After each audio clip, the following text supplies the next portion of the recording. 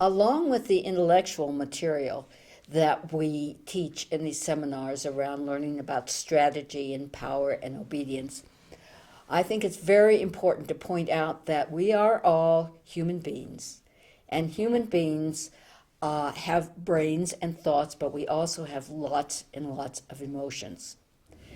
And this is true in anything that you do in life, but especially in nonviolent struggle. You need to be you need to start understanding your feelings, especially the negative emotions, and learning how to deal with them. So I talk about anger and despair and fear as being primary negative emotions. And so I always ask them, I said, is there anybody here who's never been angry? And they go, everybody's been angry. And have you ever felt like sort of hopeless, like nothing's going to... So anyway, we go through these and as a way of having the students begin to think about their own emotions. So then the question is, these are normal human feelings that come up, but in their raw form can be very, very destructive. If something makes me angry, well, look at a little child, something makes him angry, and the next thing you know, he's on the ground kicking his feet and screaming and having a total tantrum. And what can you do about that? From a very young age, we need to learn to control our emotions and to put that energy into something positive.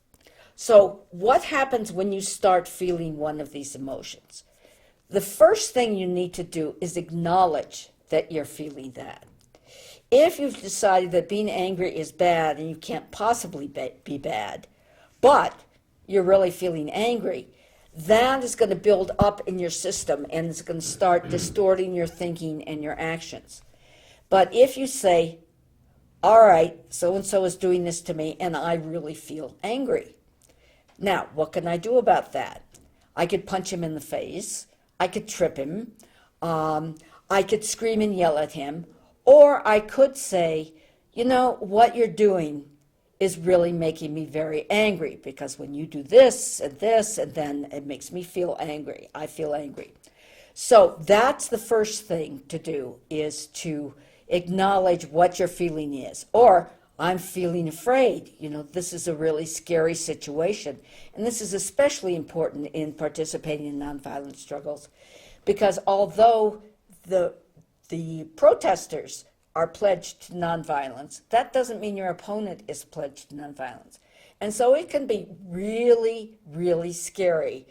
When I was walking down the street in Selma and there were huge policemen on horses and with huge clubs and guns, and the dogs were straining at the leash. It was very, very scary. And so what you need to do is, first of all, learn to verbalize that, to acknowledge that.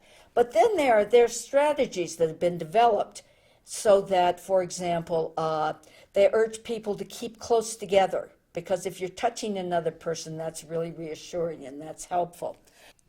Another thing is to give everybody a job. So your mind is on what you're doing, not on how afraid you are.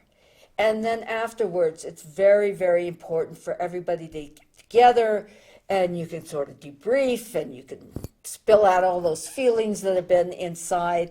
And everybody can kind of hug each other and you feel like you're not alone. And that's very reassuring. Another feeling that people can fall into easily is a feeling very frustrated. And that's a very, very common feeling. Again, it's energy.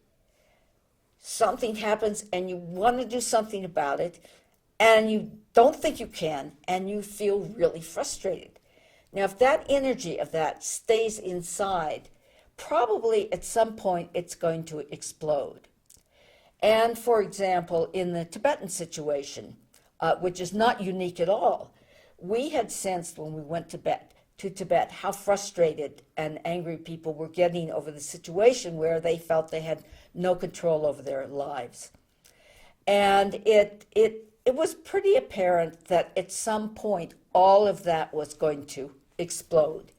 And that is where you get riots, because people's frustration has simply boiled over.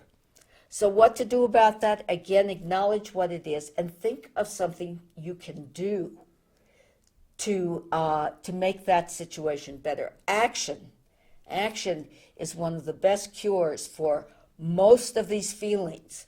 Instead of acting, but you're not acting the feeling out. You're acting. You're taking some action to make the situation that is making you feel that way better. And the last feeling, which is a very sad one, is this feeling of hopelessness and despair. And that's sort of the other side of anger and frustration. Anger and frustration are the energies coming up like this, and it's sort of hitting this wall because it doesn't know where to go. Despair is when all the energy goes down and you say, I just don't have anything else. Nothing I can do is any good. I can't make the situation any better. It's really hopeless. And that's what sometimes it causes depression. It causes people to really be in a sense that they can't really live their lives anymore because they're depressed. And I personally think that despair is part of what is motivating these self-immolations that we see among the Tibetans. It's a very, very sad thing. It's a very powerful thing to give up your life. But I think the motivation behind that is there's nothing else that I can do. This is all I can do but just give my own life for this situation. So one of the things that we want people to learn about and pay attention to is your feelings. Nonviolence training doesn't talk much about them. Now, sorry, I'm a psychologist. I think they're important. And I think that the effectiveness of nonviolent campaigns includes people's being aware of these feelings, knowing that they're going to come up, and having already talked about and thought about what to do when they arise.